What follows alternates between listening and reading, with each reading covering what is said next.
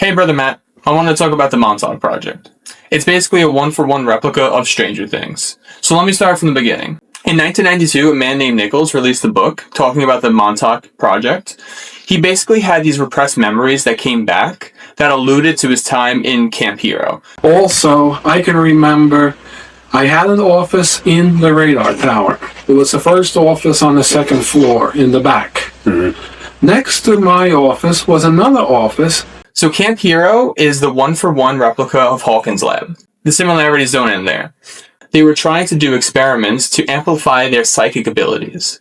So this was all from time travel, interdimensional travel, unleashing monsters onto Montauk, anything from trying to amplify psychic abilities to spy on other governments.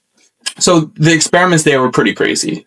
And I don't know if you noticed, a lot of the stuff I mentioned there, Stranger Things covered. So in the plotline of Stranger Things, you saw them take kids at an early age, give them Vecna's blood, spoilers, and that's how their psychic abilities got amplified. In the Montauk Project, they kidnapped teens, supposedly. They're called the Montauk Boys, and they put them in this chair called the Montauk chair. Apparently, everything's labeled Montauk.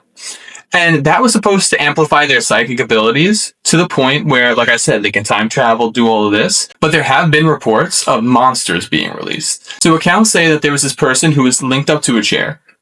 He was told to picture something horrifying.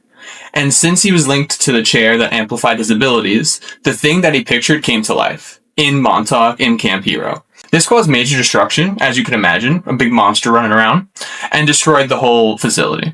So, like Stranger Things, there was a lot of conspiracy theories and rumors about what was going on in this facility at the time it was open. So in Stranger Things, there's a whole bunch of lying and saying that, oh, it's an energy plant. Whereas in the Montauk Project, they labeled it as a defense research plant.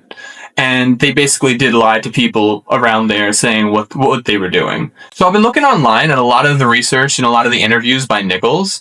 And personally, I don't believe this story. And from there, research was done, which I was involved with, of how to interface the mind of man to electromagnetic systems. I think it's far-fetched and out there. I know it's kind of harsh to say that Nichols did this just to get attention, but it's hard for me to wrap my head around time travel, interdimensional monsters, and all of that I've seen in TV shows like Stranger Things in the real world. I doubt that happened.